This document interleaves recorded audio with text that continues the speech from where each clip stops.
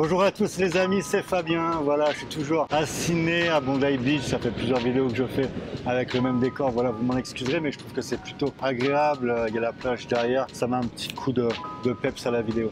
Donc le sujet du jour pour la capsule, import-export, est-ce encore du bon business? Alors tout d'abord, avant de vous répondre, je vais vous expliquer rapidement qui je suis. Voilà, je suis Fabien Dessin, j'ai créé ma première entreprise à l'âge de 22 ans en partant de zéro. Dans l'import-export justement, j'ai été précurseur du dropshipping et également précurseur sur le marché de la mini-moto en France. Alors import-export, je suis importateur comme je vous ai dit depuis l'âge de 22 ans. La première année, j'ai importé une dizaine de conteneurs en provenance de Chine. Au pic de mon business, j'étais à peu près à 60 conteneurs par an, 20 pieds, 40 H-cube, etc.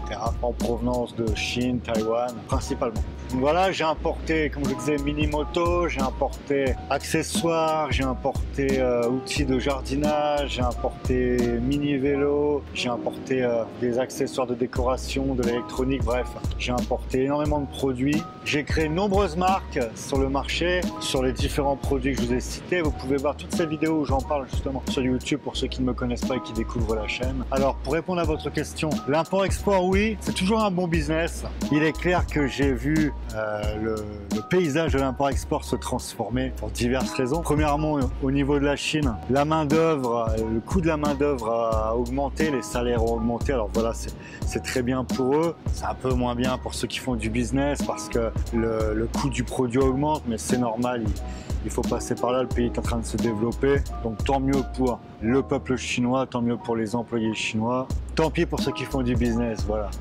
Alors oui, depuis que je suis en Chine, j'ai assisté à 4 grosses augmentations de prix. Quand je dis des augmentations de prix, c'est 10%, 15% sur les produits du jour au lendemain. Donc ça, vous le répercutez sur bien sûr votre prix de revient, mais c'est un peu choquant lorsque vous faites du business pendant 1 an, 2 ans avec l'usine et puis du jour au lendemain, tous vos produits, tous les fabricants augmentent les tarifs de cette façon. Voilà, ça m'est arrivé 4 fois.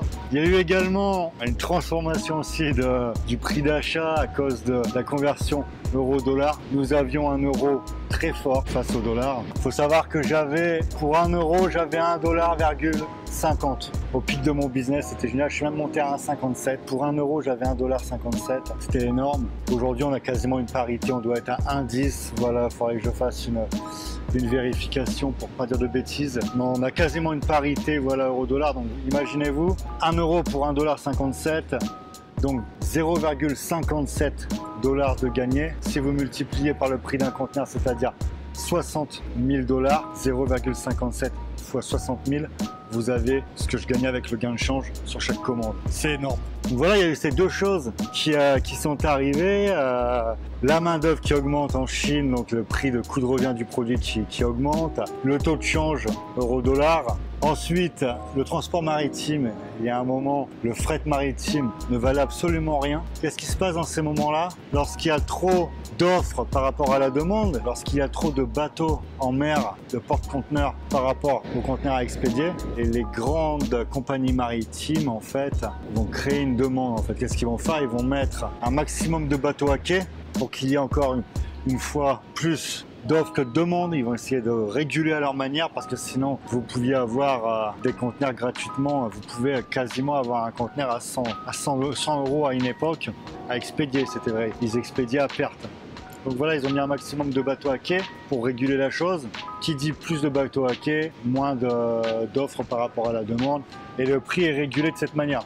En ce qui concerne les taxes françaises, j'ai eu une augmentation sur les 4 € et 2 roues. Je suis passé de 8% à 10-12%. C'est relativement stable. Donc pour répondre à votre question, oui, l'import-export, c'est toujours un bon business. Il est clair qu'on paye beaucoup plus cher aujourd'hui. Il y a 10 ans, c'était vraiment énorme. Il y a 20 ans, je ne vous en parle même pas. Mais il y a 10 ans encore, c'était un très bon business. Aujourd'hui, ça le reste encore. Malheureusement, la Chine est en train de se développer de plus en plus, donc pour toutes les raisons que je vous ai données, les prix sont en train d'augmenter. Donc c'est à vous aussi de commencer à visionner, les amis, avoir de la vision sur le business. Il faut toujours avoir un train d'avance. Donc commencez à regarder sur les pays voisins de la Chine. Je pense à l'Asie, à l'Inde, etc.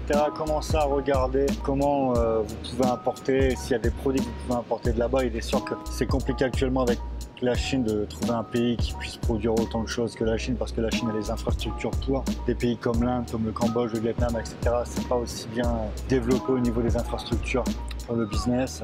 Par contre, il est clair que vous vous doutez bien que les pays augmentent, la qualité des pays augmente, la qualité de vie, le train de vie des pays augmente. Donc, ce qui était super tendance il y a 10, 15, 20 ans, ça ne sera plus dans 10, 15, 20 ans. Là, il est certain. Donc, il faut commencer à se renseigner sur des pays en voie de développement. Quand je pense à ça au niveau du business, j'imagine bien pour le futur de nombreux pays africains qui viendront prendre la relève de la Chine. Il y aura toujours un pays moins cher qu'un autre et voilà, tout simplement c'est ça l'import-export. Donc voilà les amis, j'espère que cette vidéo vous a servi. Je vous souhaite énormément de succès, énormément de réussite et n'oubliez pas qu'avec Fabien Lessin, ta réussite tu la mérites. À bientôt les amis.